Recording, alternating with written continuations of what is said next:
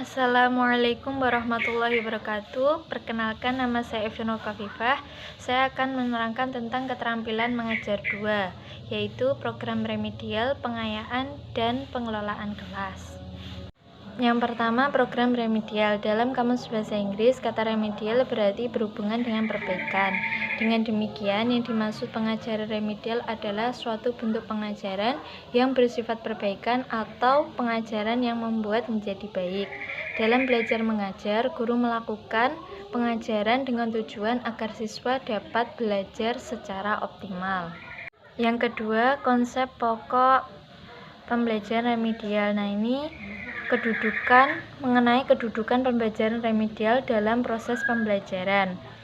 Kemudian ada pula langkah-langkah pembelajaran remedial. Yang pertama, menelaah kembali siswa yang akan diberikan bantuan.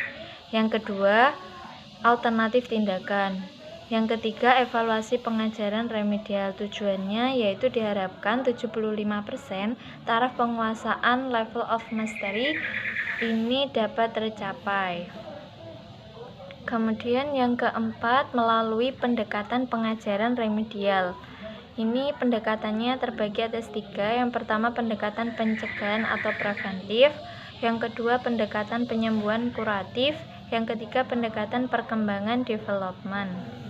Kemudian, strategi dan teknik pembelajaran remedial. Strategi dan pendekatan pembelajaran remedial yang bersifat kuratif. Pendekatan ini diadakan mengingat kenyataan ada seseorang atau sejumlah siswa, bahkan seluruh anggota kelompok belajar itu tidak sepenuhnya mampu menyelesaikan program secara sempurna. Nah, dalam program proses ini diartikan setiap pertemuan unit pembelajaran atau satuan waktu tertentu.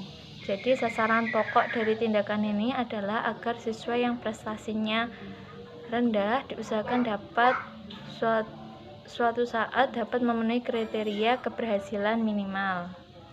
Yang kedua, strategi dan pendekatan pembelajaran yang bersifat preventif atau pencegahan. Di sini siswa diidentifikasikan dalam 3 kategori, yaitu siswa normal, cepat, dan lambat.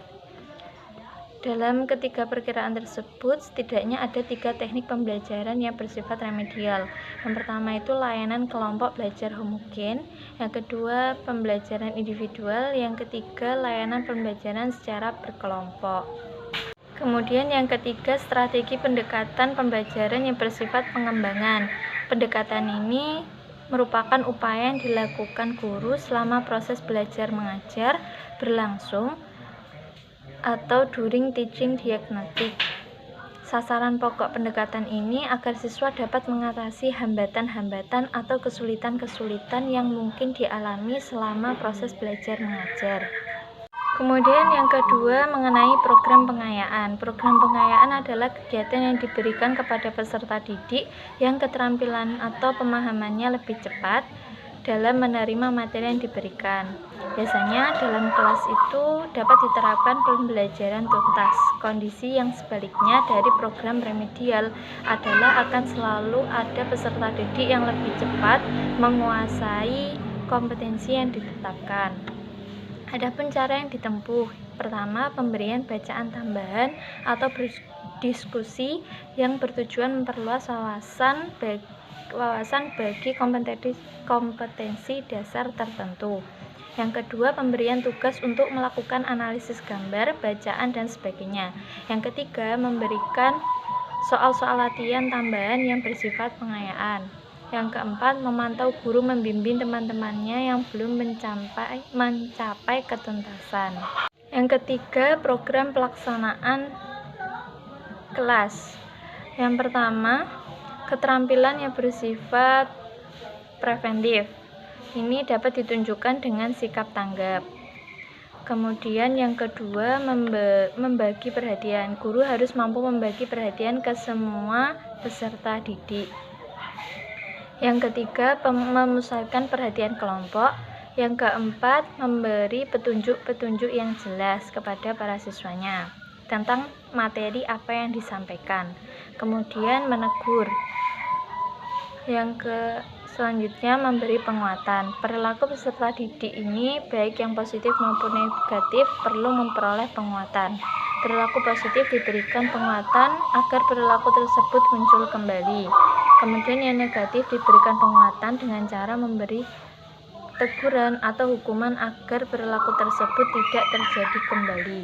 Kemudian keterampilan yang bersifat represif, keterampilan yang mengembalikan kondisi belajar yang efektif. Dalam mengembangkan keterampilan mengelola kelas ini, guru dapat menggunakan kemampuan sebagai berikut. Yang pertama, modifikasi tingkah laku, yaitu perilaku peserta didik yang mengganggu, kemudian ditentukan langkah untuk remedial.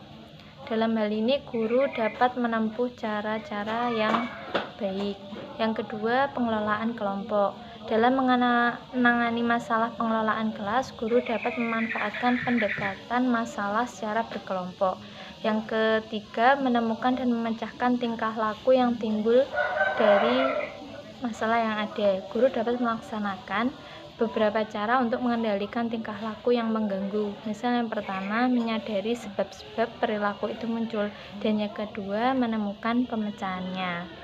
Kemudian hal-hal yang harus dihindari dalam mengembangkan keterampilan mengelola kelas, yang pertama yaitu campur tangan yang berlebihan. Misalnya guru itu mencampuri urusannya peserta didik, misal memberi instruksi, pertanyaan, tugas mendadak pada saat peserta didik sedang mengerjakan tugas yang lain, itu tidak harus dihindari dalam pengelolaan kelas ini. Yang kedua, kesenyapan. Saat guru menjelaskan atau memberikan instruksi kepada peserta didik, kemudian guru menghentikan dalam waktu yang lama karena memungkinkan guru lupa atau tidak paham terhadap materi yang dikuasai. Kemudian yang ketiga, ketidaktepatan memulai dan mengakhiri kegiatan. Yang keempat, penyimpangan. Yang kelima, guru itu tidak bertele-tele. Sikap guru yang sering mengulang-ulang suatu hal tertentu atau memperlebar masalah kecil yang dapat menyebabkan peserta didik bosan. Kemudian yang keenam, pengulangan penjelasan yang tidak perlu.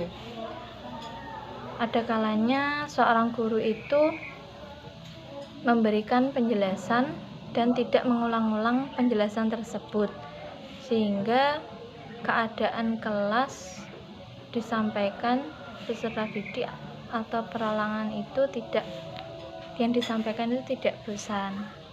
Untuk menjalin kerjasama dengan siswa, strategi yang diterapkan oleh guru itu dapat dilakukan sebagai berikut. Yang pertama, menjalin hubungan baik dengan siswa. Yang kedua, berusaha memahami latar belakang siswa, melakukan pendekatan secara pribadi atau secara berkelompok. Kemudian penguasaan materi dan cara penyajian yang menarik. Kemudian penggunaan model mengajar yang bervariasi. Nah, ini dikhususkan jadi melihat kondisi siswanya dulu. Jadi kalau siswanya itu yang rame atau yang pendiam, itu dikondisikan tentang model pengajarannya. Atau misal siswanya yang ada yang pintar, ada yang kurang, dan itu harus memberikan model pengajaran yang berbeda. Yang selanjutnya, memberi pembinaan khusus. Nah, ini pembinaan khusus bagi siswa yang bermasalah. Sekian presentasi dari saya. Kurang lebihnya mohon dimaafkan. Wassalamualaikum warahmatullahi wabarakatuh.